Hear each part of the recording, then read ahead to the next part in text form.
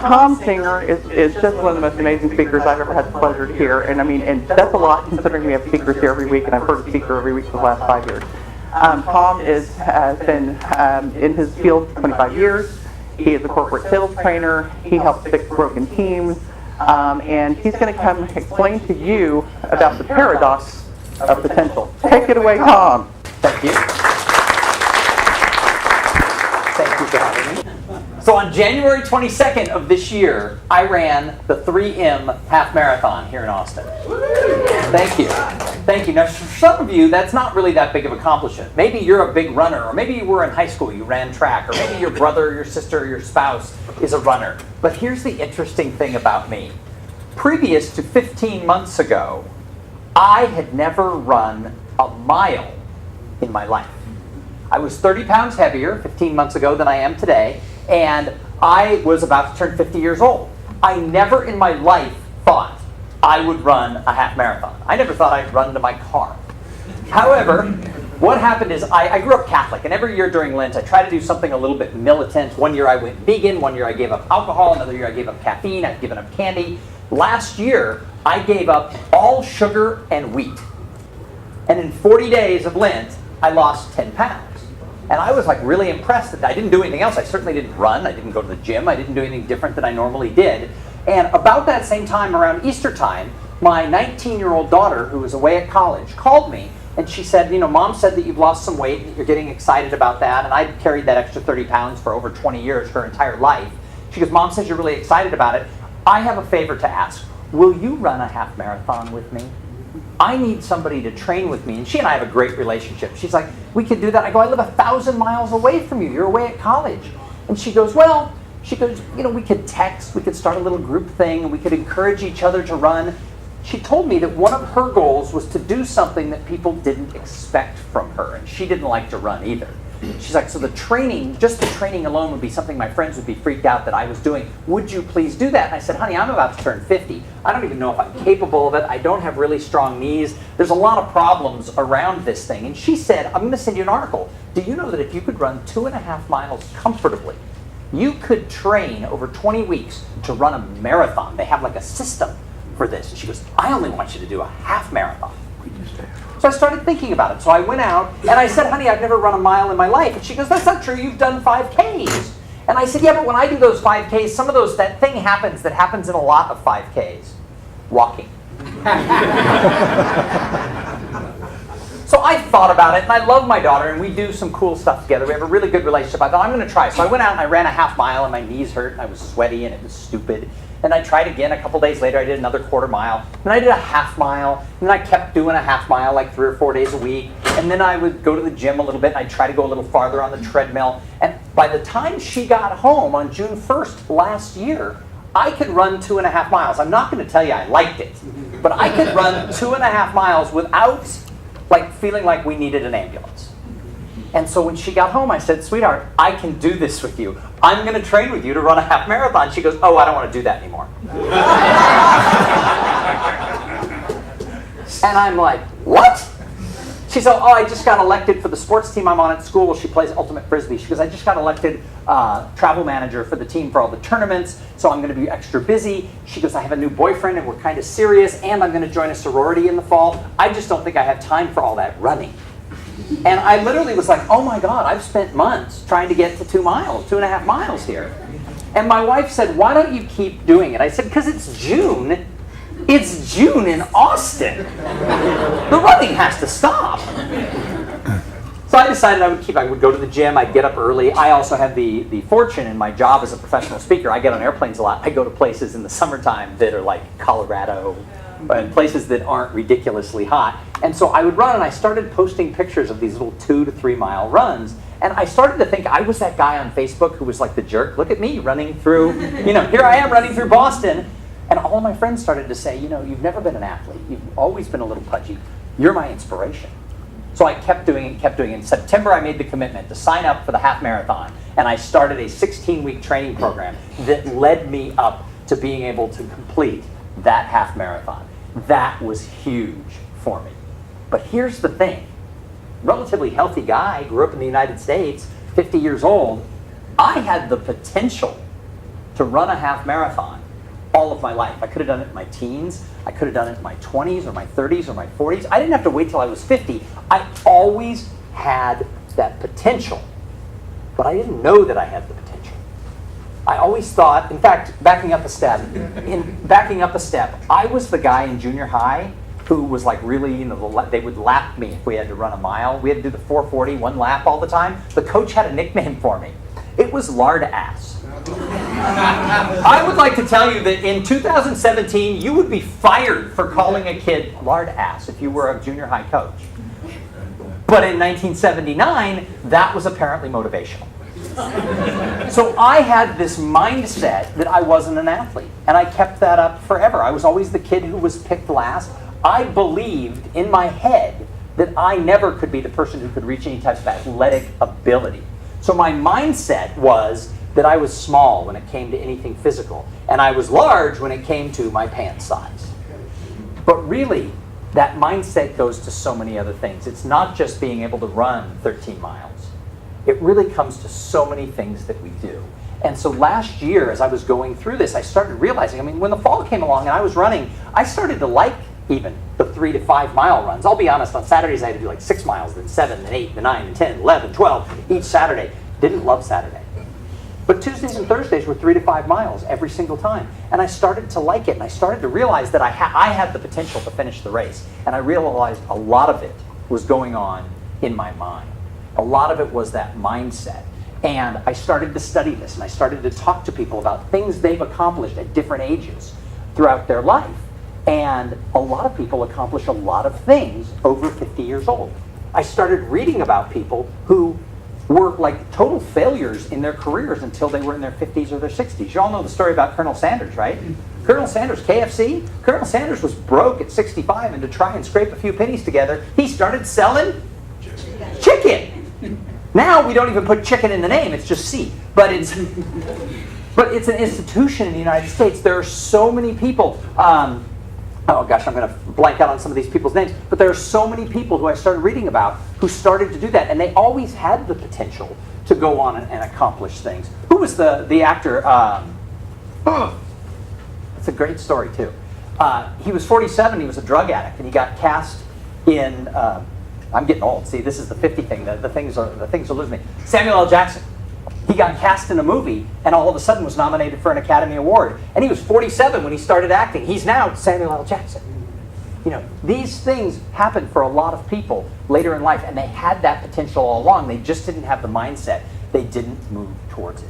So companies have been studying potential for decades. In fact, many of you may have worked for companies that actually put employees into the high potential pool.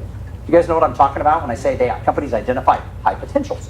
Oftentimes it's their younger employees, but not always. They've done surveys that literally 98% of companies admit to having identified either formally or informally who their high potential employees are. And with decades of people doing these special programs and identifying that, they've now gone back and done studies. What happened to the high potentials? Here is the fascinating thing. They identify these high potentials. 20 years later, they're not the leaders of the company. There's two main reasons. Number one is, once you've identified people as, wow, she has high potential, she's going to be the leader. She's so great. You tell her, you take them aside in a little group and go, you're better than all your peers. You have so much potential. Some of them start to believe it and think, well, I'm not being paid enough around here. And they shock themselves. So a lot of the high potentials, what they've done is created a pool of people who are like, well, where can I take this? Where can I go? But the people who stay in the company, they don't become the future leaders of the company either. And here's the really interesting thing that all the surveys are showing. When you identify people as high potentials, and you start going, yeah, you got it. You've got 3 degrees. You can do this. You're good. You got great potential. All of a sudden, those people get scared to take risks. So they don't put themselves out there. They work in finance, and somebody comes and says, hey, we're thinking of putting you on a rotation and sending you over to marketing. And they go, wait, I studied finance. I don't know marketing. That's like the black arts. I can't do marketing. If I go over to marketing, I could fail. Everybody here thinks I'm the wonder girl. I'm the wonder boy. I'm the one who's going to excel in this company. I'd better stay here. And they end up being a middle manager in the finance department. They never go take the rotation to marketing and to operations and all that will lead them to those C-suite positions. They get scared. So identifying people as having high potential can stall them out. But here's what's interesting. Most of you identify yourself as having high potential. Most people identify that they have more potential than average. In fact, one survey I read was great. 80% of people believe they are above average when it comes to their potential. Do the math. 80% can't be above average just by the math. But being singled out either by your company or in your own head makes you start thinking, I can do this. I'm special. And all of a sudden, you're scared to take the risk because you don't want to let the people down around you. You don't want to fall off that list. And you don't want to take that risk because you don't want to prove to yourself that maybe you don't have that potential. So people stop taking the risks. But here's the thing about potential. Talking about it doesn't do any good. Potential doesn't equal results. And yet we sit around all the time when we work for companies and our teams get together and we talk about what our goals are, what our potential is. Everybody talks about this potential, and I'm sure a lot of you going through a job search, you're spelling out, what is my potential? What can I do? Talking about it doesn't do any good. You have to take a whole series of actions because potential isn't equal to results. And yet our society, the society that we live in has gotten to the point where we absolutely believe that intention matters. If you talk to people all the time, people say, oh yeah, I intend to do, oh yeah, I totally know somebody who could help Sarah find a job. Yeah, I'm going to make that connection. Then they never do, but later they feel good because they thought about Sarah. Sarah's still unemployed, but the other person's thinking, I intended to introduce her to that job. And in the back of their mind, intention somehow equals results. But the problem is intention doesn't equal results, potential doesn't equal results. We're stuck.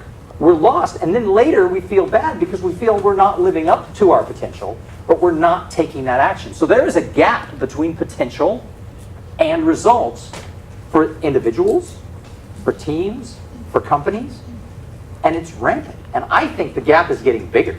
I think the gap between what we see as our potential and what we're actually producing is getting bigger. So what I'd like you to do is get into groups of 2 or 3 and talk to each other for just a couple minutes about why you think there's a gap between potential and results. We're going to take about 5 minutes, and then we're going to ask some people to sort of share what ideas that you guys think. But you can cluster, you can actually move from your seat and go find some other people.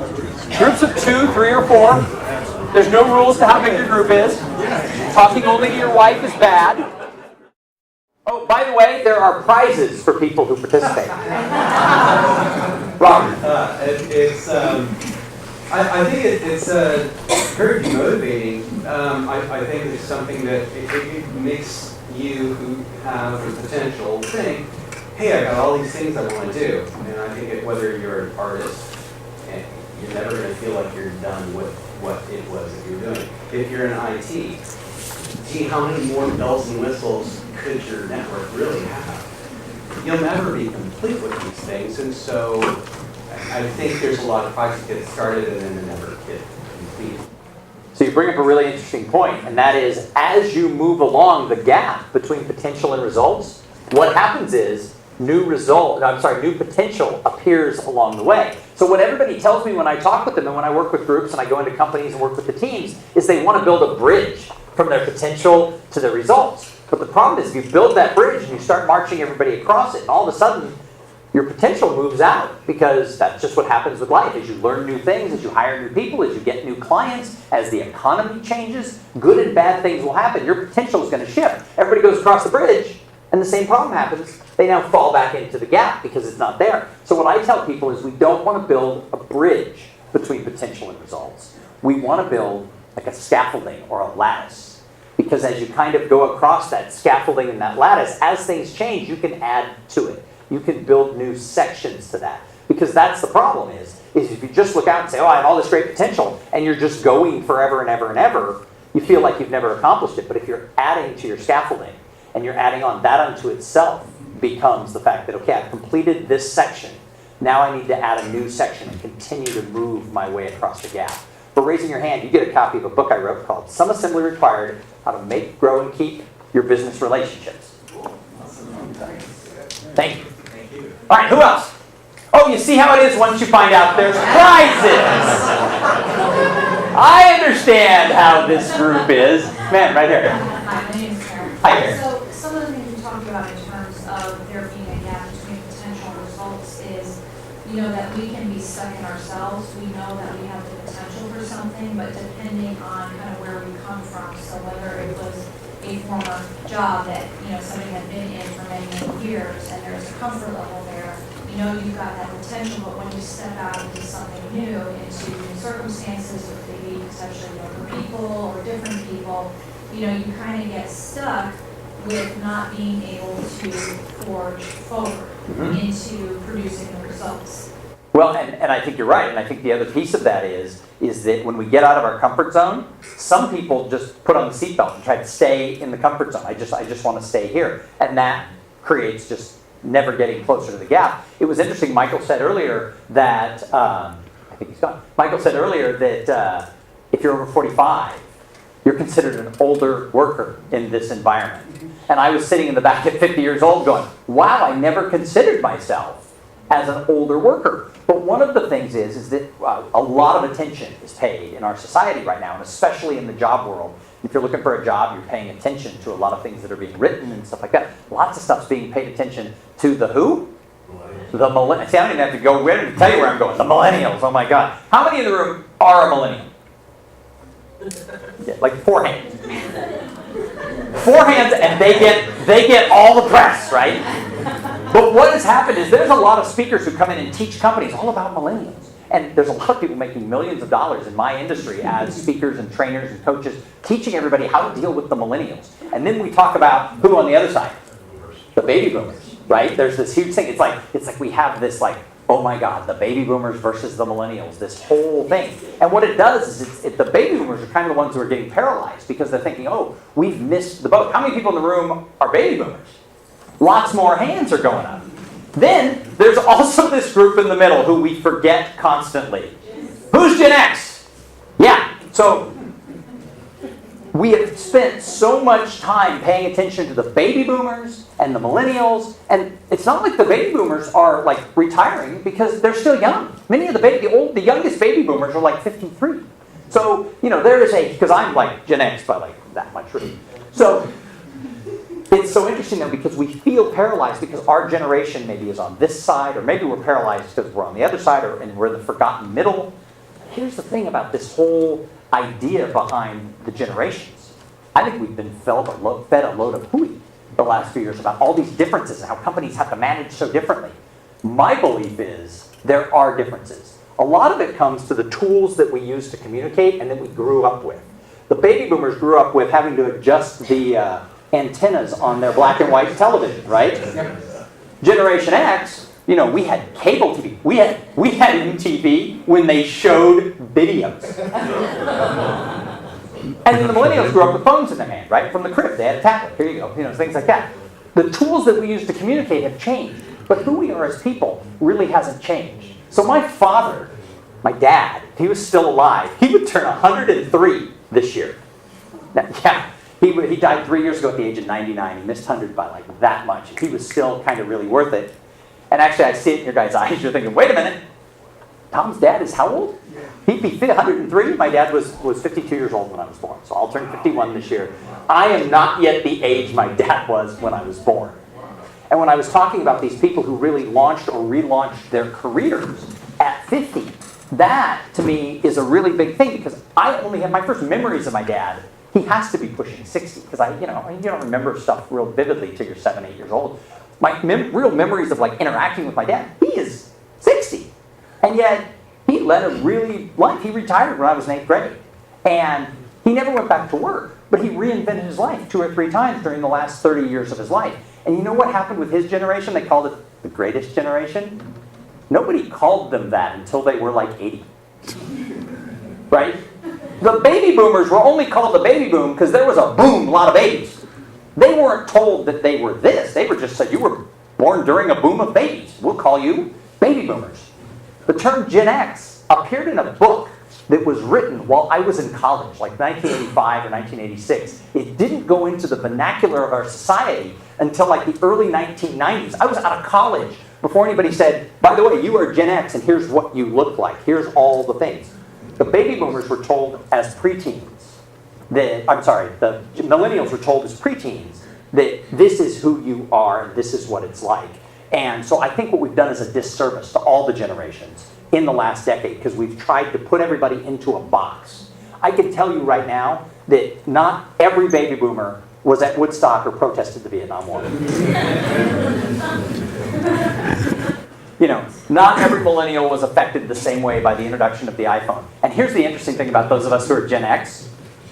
There's nothing that really ties us together. They try to say, oh, they were all latchkey kids. Or they were I don't know a single Gen X person who feels a connection to anything they say about this is Gen X. They just crammed it in because they have to assign something to us. The biggest thing, we didn't have anything happen. We lived under Reagan, right? We went to high school and college under Reagan. It was the longest time of peace. There was really nothing going on. The biggest thing we had happen, they say, oh, Kurt Cobain died.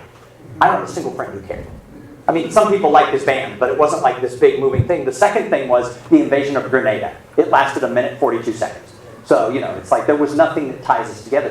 But we're trying to sociologically put the generations together. So my dad said, I asked him before he died, I said, what are the biggest changes that you have seen in people? He said, people haven't changed at all. People are exactly the same. And I said, I don't know, I think people have changed, Dad. And he said, go read the Bible. Now, my dad wasn't a strikingly religious person, but he said, go read the Bible. What do you read about in the Bible? You write about government leaders who were liked, government leaders who were horrible. You read about famine and war, lust and greed, business decisions that went well, business decisions that went bad, people who killed their neighbor or their brother. You read about all these stories. He said, now go turn on the 6 o'clock news. Exact same stories. Different names. Exact same stories. So the problem is we're getting paralyzed by being locked into whatever generation we're in. And I think for those of us who are in that older part of the workforce, we're thinking, oh no, that ship has sailed. BS. The potential is there. It all goes back to that mindset, and we can't get just clumped into that. So thank you for sharing. You get a copy of the ABCs of Networking. Somebody else? So, I guess speaking from the employer side, I think that what I see happen is, like you said, people are patted on the head, you're special, you're going to be different, you're going to be a leader, boost the ego, and yet nobody wants to be the employer who tells the low performers, we've got some work to do. Because they'll sue you. Ignore it. But then, you know, rewards time comes around and then everybody gets the same raise, and the high performers say, well, I'm just going to be one of those or I'm going to leave. Yep. And so they never really realize because I remember years ago, I don't remember where I heard it, but somewhere I heard, you know, potential is this unattainable goal, and so you exhaust yourself trying to get to that goal you're never going to fully meet because of the bridges and the changes and so on and so forth. And then just to receive the same essential treatment as anybody else doesn't really motivate you to bridge that gap. Everyone gets a trophy. Everyone gets the same. And the problem with that is it's causing some people not to push for that potential, and it's also causing other people to sort of skate by. And so again, you know, as we're kind of going back to the generation thing, another piece to that is I tell everybody when I go in and work with companies or I speak to millennial audiences is my favorite. I tell them if you're under the age of 35, your career goal has to be every year. You have to add one friend, and I don't mean a like, a link, a share, or a follow on LinkedIn. I mean someone you go for coffee with, someone you enjoy being around, someone who is over 55, over 50, over 55. You have to go find, you know, a baby boomer because those people aren't obsolete. And I tell the millennials, look, you're going to learn a lot about how to really work because those people learned how to really work, and society hasn't changed as much as we think. I'm counseling some people who are millennials, and they're looking around at their friends who are starting now at early 30s to go, bam! Guess what they're doing? They're working hard, they're staying late, they're networking, they're getting mentors, and they're like, well, my friend is getting all the promotions. Well, let's reconstruct what they're doing. They're doing what we were all taught to do right out of school. So you got to put in the time, you got to put in the work. So there's actually this movement within sort of the thing. The people who are excelling, other people are starting to notice. But when the company's not rewarding, then everybody falls into exactly what you were saying. It's that. By the way, if you're a baby boomer, your homework is every year for the rest of your career, and then some, you have to go make friends with somebody under 30, under 35. Because those people aren't ridiculous. They're really smart, they know what trends are going on, and they know things that you don't know. And they do work in different ways. The differences are this big, but they're real. Go find out what those are, embrace that. And if you're between like 35 and 50, you gotta do twice as much work. You need to go make an older friend and a younger friend every single year if you wanna stay relevant, because people on both sides of us in Gen X have great ideas and have great things that are going on. You get a copy of Batteries Not Included, 66 Tips to Energize Your Career. All right, one more. Sir. You. Yeah. I think it's interesting because everybody who's come up and started talking about LinkedIn, Facebook, Yahoo, and all these sort of things. And the truth is that it's sort of this two-part problem, right? You as the individual with all this potential trying to craft your image on all of these social network profiles and all of these things. And then because of all of this social network presence, your exposure to criticism after failure or perceived criticism is infinitely... Or at least the fear of criticism. Right. I always tell people aren't thinking about you nearly as much as you think they are. And so you've got this strange circumstance where you're building up this persona of yourself with all this potential that you think you may have, and then paralyzed to do anything about it because at the same turn, everybody in the world can see your failure because somebody's going to say, hey, you said you were X and you only accomplished X. So 8 years ago, I got laid off from a corporate marketing job on April 1st, 2009. By the way, the irony of being laid off on April 1st is never lost on me. And I called my wife and I said, I got laid off, I'm going to try my hand at being a professional speaker. And what you have to know is I've been laid off 4 times over the previous 12 years. About every 3 years I work for a company. Austin's economy has kind of done this. And I sort of surfed it up and down, and I said, I'm going to go become a professional speaker. Recently, I ran into a friend down on Congress Avenue who I hadn't seen in years, and they said, I've been following you on Facebook and LinkedIn and Twitter. You're doing really well. You're speaking like 50 or 60 times a year. You've been supporting your family for almost a decade. All of us thought you wouldn't make it. Well, thank you! That is such a nice compliment! All of our friends sat around and said, what a failure you're going to be. Good thing I didn't worry about that. So, yes, but here's the thing with all this LinkedIn and things like that. People think it's a shortcut. They think somehow a like, a link, a share, or a follow is going to solve all their problems. And when you're looking for a job, people are telling you, are you on LinkedIn? And by the way, it's really important. LinkedIn is, in fact, when I talk to groups, whether they're working or not, one of the most important things you can do, if you're a grown-up with a job or you want a job, you have to have a vibrant LinkedIn profile. And by vibrant, I mean not one of the ones that are sucky. You know what a sucky LinkedIn profile is? It's no photo, your name, where you went to school, and you have one friend. I actually worked with a person who was scared of getting laid off. He was in his 50s, and he said to me, I'm really nervous about getting laid off. You know, you teach this stuff. Can we have a conversation? He was out in California. I looked him up on LinkedIn, and he literally had no photo, where he went to school, where he worked, and he had one friend, and that friend was his brother. And I knew this because I'm his brother.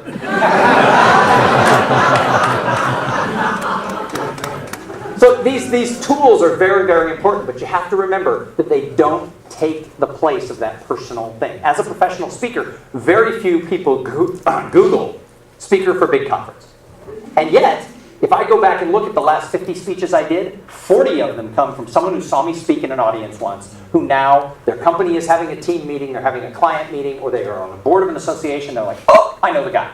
So I can link, like, share, follow all day long, and all my business is still coming from this. When I talk to people who are laid off, who get a job, or their friends are all getting jobs, and they're not. I met with a woman one time when Dell did their first big round of layoffs, like 15 years ago. Somebody said, Tom knows a lot about networking, meet with him. She was a friend of a friend, I met her for coffee. She goes, it's not fair. I was laid off with 8 people in my team. The other 7 all had jobs, and it had been like 4 or 5 months. And I said, well, let's reverse engineer it. How are they getting jobs? And she goes, It's all through friends. One person got their job from someone they know at church. And I said, well, what's wrong with that? She goes, I'm an atheist. Are you telling me to join a church? And I'm like, no, I'm telling you to be involved with something. I go, what did you do for the last 8 years? She goes, well, I'm the primary breadwinner. I was working. And during the previous 8 years from that was when Austin was like in the big boom. I go, didn't you ever go to the high-tech happy hour? Didn't you ever, participate in any of these tech-oriented things? And she goes, those people were all below me. Now all of a sudden she needs something and she's angry that her friends are getting it because for years they were socializing and being involved. People are getting jobs because of their network. These tools are just a tool, but don't let the tools sort of parallel. Don't overthink that people are paying a lot of attention and stuff like that because you have to take that chance. If I had never gone for my dream, I wouldn't be standing up here today because I'd be doing something different. You get a copy of some assembly required. Thank you. So that gap exists for a lot of reasons. And I call it the paradox of potential. There is this huge paradox between those potentials and that result because we all feel, yay, I have potential. We feel it means something. But the reality is, potential alone is worthless. It's a paradox because we feel safe when we know we have potential. I'm not picking on you, but when you have 2 master's degrees and a PhD, that should make you feel like, line up, people. Yeah. Line up and hire me because look at me. I have all these, I have all these degrees. So I'm not a PhD. I don't even know what it stands for. And yeah, that's exactly right. So I went to, a little bit about me. In the 80s, I went to what at the time was the biggest party school in America. Does anybody know what that would have been? Southwest Texas State. This is the 80s, and it's not Texas, and it wasn't Chico. They beat us while I was there. San Diego State University. San Diego State University held that for like 6 years, right when I started. My sophomore year, Chico State took it, we dropped to number 3, and we worked hard to get it back. I have a daughter who is at one of the most prestigious colleges in America. She's talking to a friend, and her father went to Princeton, mother went to Stanford. She's talking to this friend, she goes, what about your dad? She goes, my dad went to a party school and majored in frat. And I told my daughter, that would be so offensive if it wasn't true. So I wasn't an academic, but I relied sort of on personality. I went into sales and marketing, and I did have a very successful career in that. But when I took on this career as a professional speaker, I got to speak for CIO Magazine in Palm Springs for a bunch of CIOs. And there was a guy in the audience who was in my fraternity. Now, he wasn't somebody who I kept in close touch with, but after the speech, they had bought a book for everybody. I'm doing book signing, and I look up, and I'm like, oh my God.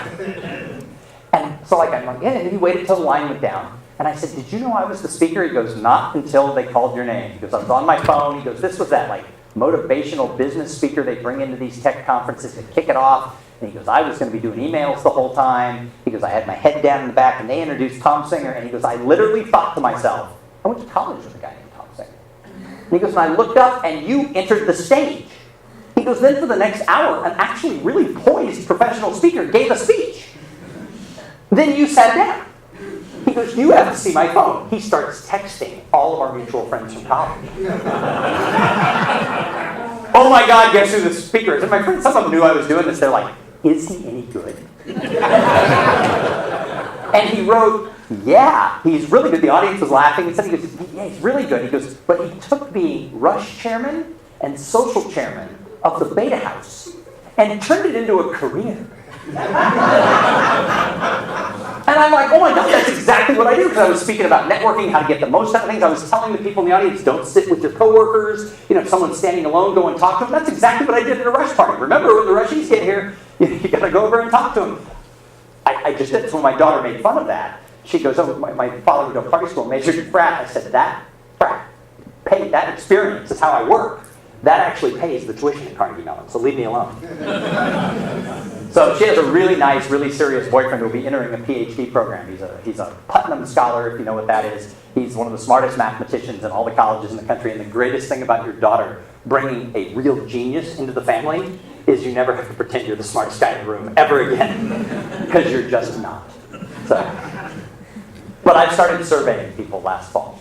I started doing it just when I was interviewing, working with the people who were part of my coaching group. I worked with people who would be in my audiences, and then I started sort of an online SurveyMonkey survey that's now up over several hundred people. And I asked people, do you feel, and this is not a totally scientific survey, the PhDs would be like, feel? You can't use that word. Do you feel that you're living up to your potential in your career? Over 70% of the people from when the survey was 8 people until it is now hundreds of people, about 70% are saying, I'm not. I'm not living up to my potential. So if they say yes, I ask them, why are you living up to your potential? If they say no, they go into another survey arm that says, why not? What do you think you could be doing differently? And here's the interesting thing. It's falling into 3 distinct buckets as to why people feel they're falling short, or why if they're not falling short, they know that they're not. Why if they're kicking ass, they know they're kicking ass. Really simple. It comes down to 3 buckets. The first one is they don't have a plan. There's lots of things that fall under this, but a lot of people don't have a goal. They don't know what steps they need to take to get a job. They don't know what steps they have to take to get that promotion. If they're in sales, they don't know what step they have to do to fill their pipeline. They're just going through the motions. They're doing things, but they don't have a specific plan. They don't have goals. They haven't reverse engineered what the successful people in their industry are doing. So as job seekers, have you looked around at coworkers who maybe got laid off at the same time you did, who now have jobs? Have you reversed engineered all the steps that they took in order to get their job? Have you talked to other people? Have you talked to the recruiters who've placed people? What made that person stand out? And actually reversed engineered that plan. People don't have a plan. They just sort of spin the wheels. You don't know what success looks like. If you don't know what success looks like, it could be sitting right next to you, and you don't know. Now, I actually started my speaking career when I still had a job, teaching people how to set goals, because I was a sales guy, and I hit quota almost always, not always, but I was really big about setting goals, but it wasn't just a number. I couldn't just set a number and say, I'm going to sell $1 million of product. Because, so what? How do you get there? I had to step it back. How many calls did I make? What type of networking events did I have to go to? And at the end of the day, when you have goals, when you have a plan, it makes it really easy to make those hard decisions that come up day after day. You know what I mean by the hard decisions? It's when you have that long day and you're just feeling like the world has kicked you in the shoe. And there's that networking group. There's that high-tech happy hour going on downtown that Shannon said, maybe if you're in high-tech, you should go to. By the way, Brian and Angie, who run it, are the greatest people on the planet. Maybe I should go, but you had a bad day. You got turned down. That job you really wanted didn't come through. It's about 4:30. There's traffic. To get to downtown Austin, you would think you'd have a reverse commute, right? You would think, oh, 4:30, I'll just fly downtown. I haven't figured out the traffic patterns of Austin in all the years I've lived here. It doesn't matter where you're going at what time of day, there's going to be a traffic jam. Like, it'll take me, the thing starts at 5:30, it's already 4:30, I'm going from the Arboretum to downtown, I might as well be going to Dallas, you know. I'm just not going to do it. Happens so many times. Happens with salespeople, happens with job seekers. I want, in the morning you're like, going to the networking event. In the afternoon you're like, yeah. But if you have a plan and a goal, and part of that goal is, I got to get out and meet more people in tech, I got to find the people who can do it, and makes it easy to answer the tough question. If you have a goal, all you say is, I had a bad day, I don't want to go down to the high-tech happy hour. You say, does going bring me closer to my goal or farther from my goal? Well, the answer is it brings you closer. Yesterday, I did a speech for a mortgage company, and I worked with their team for 2 hours on their network, their brand. They happened to be hosting an open house last night, and they invited me. And I said, yeah, of course I'll be there. And then in the afternoon, I was kind of tired. I went to the gym, I ran 3 miles, didn't want to go. And I called my wife and I said, I'm just not feeling all that into it. I think I'm going to come home. I'll be home for dinner. She goes, what would you tell somebody in your coaching group? Wives don't let you get away with anything. So I got in the car and I went and I met somebody who needs to hire a speaker for an event on a cruise ship. Now, I don't know that they're going to actually hire me, but she was kind of into the idea. We exchanged cars. She has a budget. She has an event. They have a date. They have a cruise ship. I almost didn't go. But my goal, going to the event, took me closer to what my big goal is. And that, number one, is I told the client I was going to be there. There were a lot of reasons that tied into my plan. So plan is a huge thing. So my quote on this is, having a plan that is focused on your results will always help you beat your competitors. In your case, competitors are other people who are applying for that same job. I teach a lot to sales teams. Their competitors are the salespeople on the other teams. I talk a lot to internal teams. competitors are your coworkers, because there's only going to be one promotion. There's 5 of you who might get it. Now, competitor is not a bad word. We all compete. We compete every day. We compete for all kinds of things. But if you have a plan and it's well thought out, the odds that you're going to win go up. Does it mean you're going to win every time? Of course not. But if you have a plan that's focused on results over a lifetime, you're going to have more wins.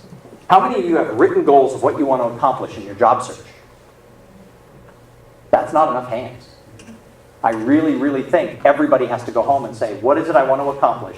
And then reverse engineer the steps that you have to take. And it's not just get a job. That's too vague. It has to be get a programming job with a company that's been established for 3 years, is well funded, and has a staff of about 50 to 500 people, where I'll come in at this mid-level range, whatever. That way, when you meet someone who comes from a company like that, you're like, oh my God, you're like on my dream list. The second bucket is purpose. How many have heard of what Simon Sinek calls the why? They have to know what the motivation is. So many people, they might have a plan, but they really don't know what they're doing it for. They don't know why they're doing it. My purpose is I have to get a job because we live in a society where I have to have a job. Well, there's got to be more to it. I want to support my family. I want to be able to grow in my career. You have to know what it is sort of in your core, in your why, of why you're trying to reach those results. Why have you set those goals? Why do you think you have that potential? And actually understanding that purpose. So many people that I talk to don't feel they know why. And if they work for a company, they don't feel they know the why of the company. The boss hasn't spelled out, why do we do things? So they show up and they do what's on their job description day after day after day.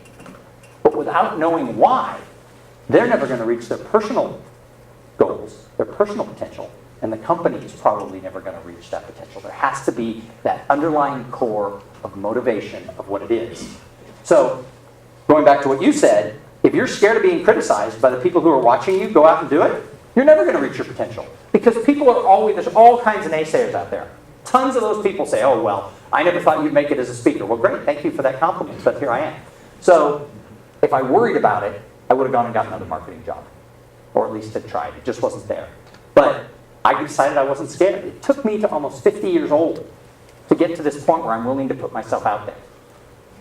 I wish, the only regret I have in life is that I didn't start this career 2 decades earlier. Now, it's hard to go be a motivational speaker at 25, because what life experience do you have? I probably had to go through the ups and downs that I went through. But part of the reason I didn't do it is I was scared. Another little personal piece about me, as a kid, I desperately wanted to be an actor. And I never tried, because I thought people would make fun of me. I was kind of the pudgy kid. I never realized that that's the kid who gets all the roles on all the shows, right? There's always kind of that round-faced, little-bellied kid. Duh! I thought, well, I don't look like the matinee idol, so I can't have that role. I was scared of what people would say. Here's the worst part. I grew up in Los Angeles. Even when I was in my early 20s, my wife and I had a conversation when we were 26, 27 years old, before we had children. Should we just sell the house? We didn't have kids yet. Should we sell the house and move to LA and give it a shot? No. And I went and took a marketing job. Now, does that mean that, I would have a sitcom today? Probably not. I might not have made it. But I was scared, so I didn't do it. I will tell you, 100% of the people who don't try don't reach the goal. You can't be scared about what people are going to think. And then the last bucket that all of this goes into, of why people are coming up short, the last bucket is people. People tell me all the time, I don't have the right network. I'm not connected to the right people. I didn't go to the right school, so I don't have the right, if I'd gone to Harvard or Carnegie Mellon, it would be better than if I went to San Diego. They have all kinds of excuses around who's in their network, who the people are. I can't find a mentor. The other day, somebody in the coaching group that I run said, yeah, I'm too old to get a mentor. What do you mean you're too old? 55. I'm too old to get a mentor. Well, what do you mean? He goes, well, my mentors would all be retired. Go get a 25-year-old mentor. Why not? You don't have to have a mentor. It doesn't mean they're older than you. I mentor these 2 guys who are about 27 years old. What they don't know, my 2 daughters refer to them as my sons, because I spend a lot of time with them. We've become great friends. And for the last 4 years, I've integrated into their life. They've integrated into my life. But what they don't realize, they're my mentors. We're going out for drinks next week. What they don't realize is I don't just do that so they can tell me what's going on in their 27-year-old life careers. I do it because I get inspired. I learn from what they're doing. So you have to be connected to the right people. The greatest part of this, as I've been doing the research, is this is what I've been teaching for a decade. It's all about the people. All opportunities in life come from people. These chairs that you're sitting in, They're great chairs. Nobody's chair has collapsed while we've been sitting here. They're doing their job. But this chair will never send a job referral to anyone in this room. Yet look to your right, look to your left, look in front of you and behind you. The other carbon-based life forms who are seated right here, all of them can give referrals. When she talked about if you see a job posting that's not you, please post in the group. Yes. If all you're doing is saying, I need a job, I'm only looking for me, what if everybody did that?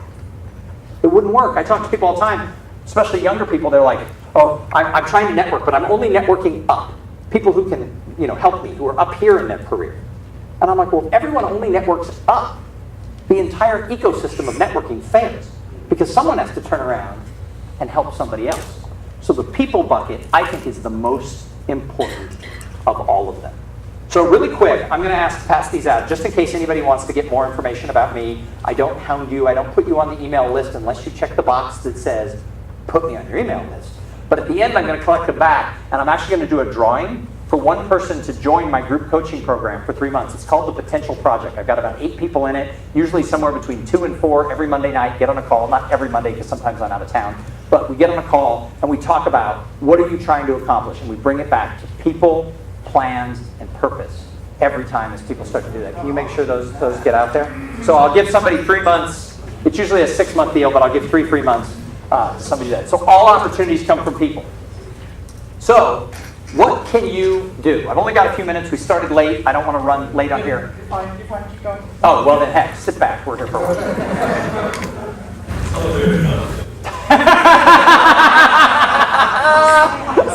Awesome. So you want to speak this stuff.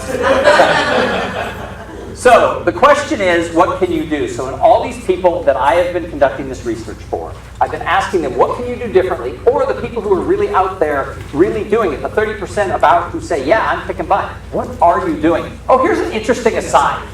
Of the approximately 30 people who say, I'm reaching my potential, I crush it every day. Here's an interesting statistic. 90% of those people are men. I have no idea why. Some people in the audience probably have an idea why. But 90% of the people who say, I'm reaching my potential, are men.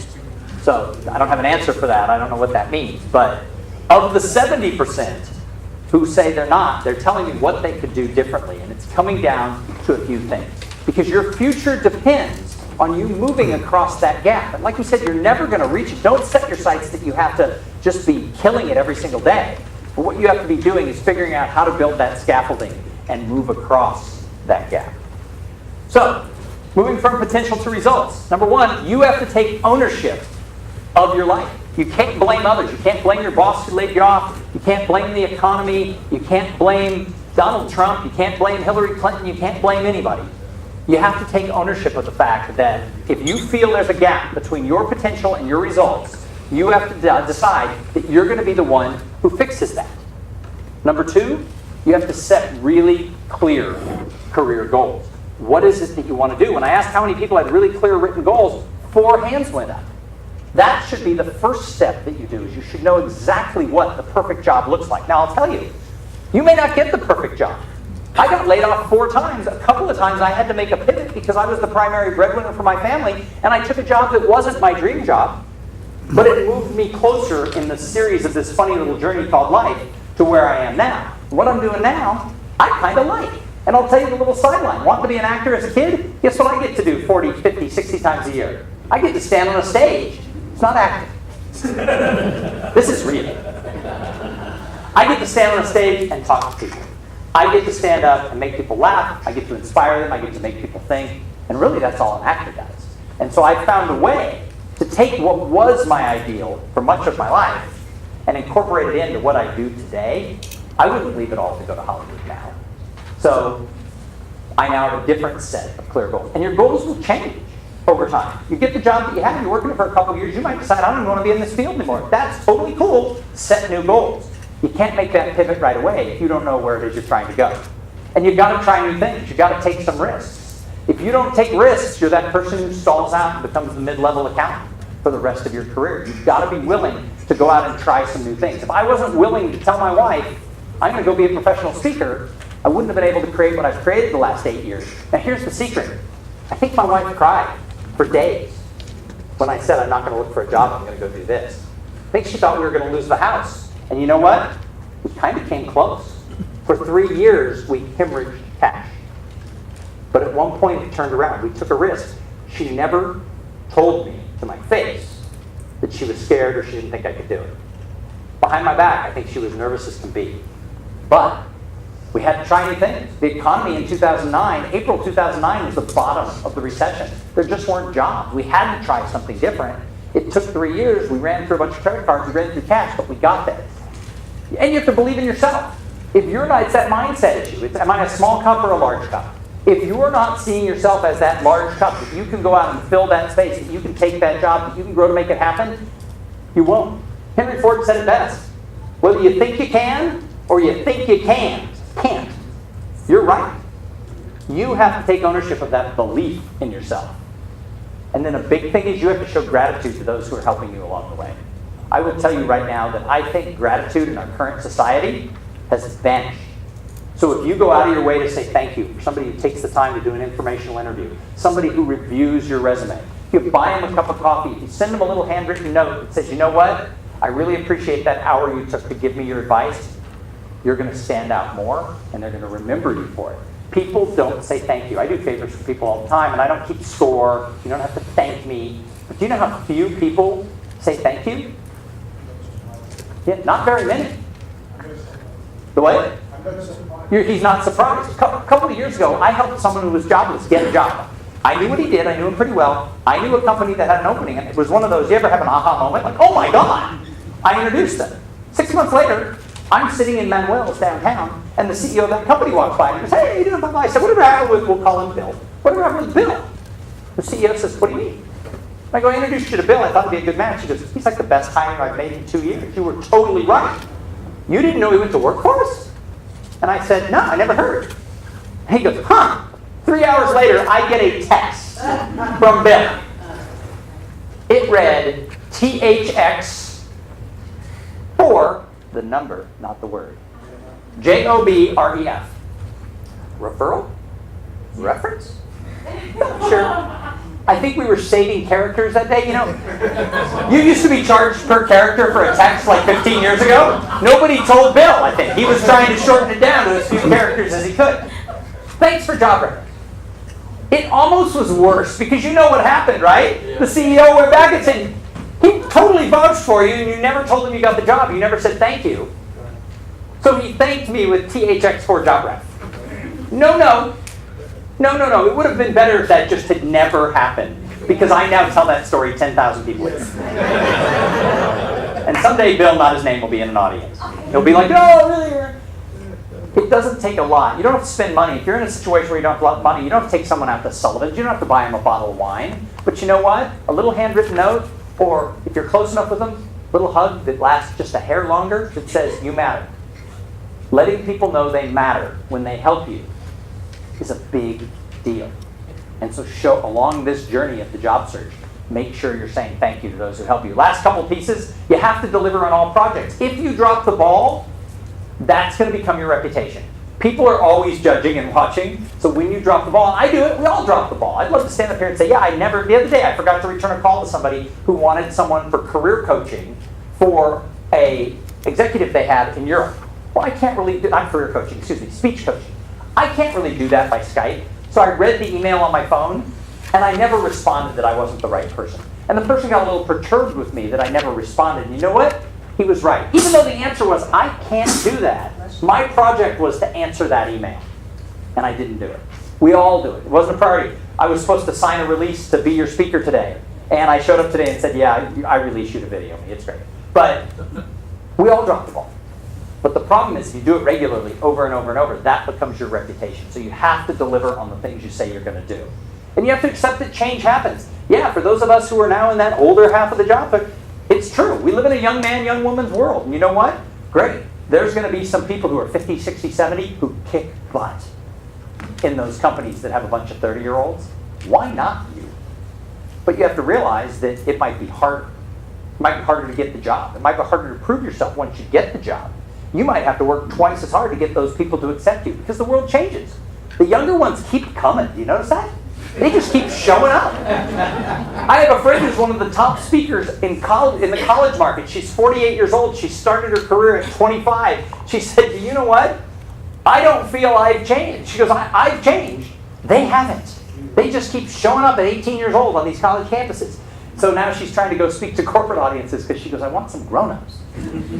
The world changes around you. Accept it. Ask for help. I do a deal on Fridays. I drive my 15-year-old daughter to school every Friday because I travel so much. I don't always get to be at all her school things and everything else. So if I'm in town, we go to Starbucks and then I drop her off at school. She's a freshman at the Ann Richards School for Young Women Leaders, and she's cool. Her sister moved away a couple of years ago, and I wanted something that was just hers and mine. So we go every Friday. She's struggling with something in her algebra class. And I said, first of all, you have a sister whose boyfriend is one of the 5 top math students in the world. Maybe you should ask Thomas to tutor you. No, that would be weird. I'm like, why? I mean, he's a math genius. Why wouldn't he want to talk to his girlfriend's sister? I go, my stepmother-in-law, her step-grandmother, I go, she has a PhD in math. Maybe you could call Rena. She goes, oh, she lives in California. That would just be bothersome. And I'm screaming over coffee going, no. You have to ask for help. And sometimes you have to delegate things and get some people to help you. Don't be scared to do it. You're not Superman. You're not Superwoman. You need other people. And if it's scary, anybody a little scared because you're out of work? I was out of work lots of times. It's scary. You know what? Doesn't change anything. It's scary. Well, you still have to get up, put your pants on, and go figure out how to get through that gap. And then you have to connect with people. All opportunities really do come from people.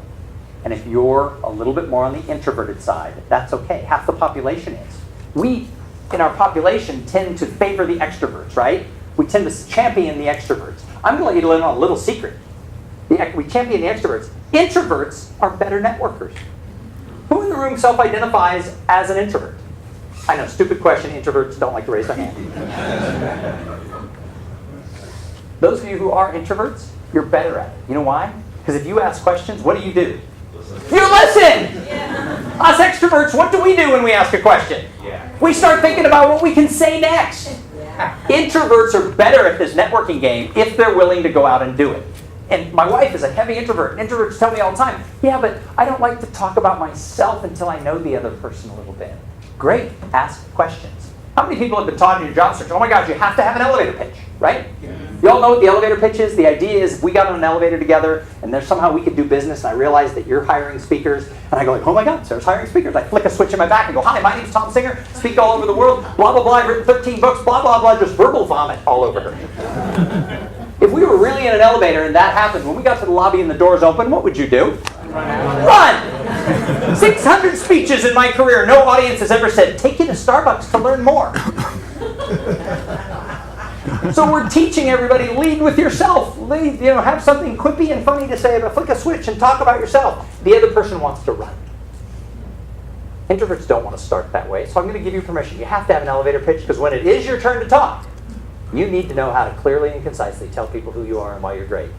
But don't lead with it. To connect with people, lead by asking questions. The more questions you ask of the other person, they've actually done studies, the smarter they think you are. The more they talk, the more they like you. They've done these surveys on blind dates, and you've probably seen this like on reality TV. They send a couple out on a date. You know what I'm talking about. They put a camera in the flowers. They float a microphone in the beer. And then afterwards, they take them separately and say, what'd you think? The person who talks the most says, I love them, I hope we get married and have 3 kids. The person who talks the least says, I don't know if I want to go out with them again. So don't lead with your elevator pitch. Lead with questions that gets other people talking. When you're finding out about companies, ask them as much as you can about the culture of the company, how long they've worked there, what makes it great, what recommendations they would have to somebody who's applying. Get the other person to talk, and they're going to go, wow, this person's brilliant. People go, yeah, but then they won't know who I am. It doesn't matter. They're going to love you. They don't have to know what you do because we don't make decisions with our brain. We make decisions with our heart. The way you connect with people is you make it about them, not you, because when somebody meets you for the first time, how much do they care about you? None. Not a lot. How much do they care about themselves? Woo! All the way out here. So if any of you want to take this survey on the paradox of potential, it's at SurveyMonkey. I know I should have like a vanity URL that's shorter. Whatever. SurveyMonkey.com/R. I don't know why the R is there. But it's potential 1, 2, 3, 4, and the reason it's potential 1, 2, 3, 4 is potential 1, 2, 3. We're all taken. So 1, 2, 3, 4 was the first thing I did. So you can fill it out. You can talk about what you're doing to reach that potential. You can answer the questions if you know some other people. I'm trying to get this survey up to about 1,000 people. What I want to do then is partner with someone who is an actual researcher, take what we found, redo the survey, and then go out and actually do a scientific survey on it because it's fascinating, this gap between potential and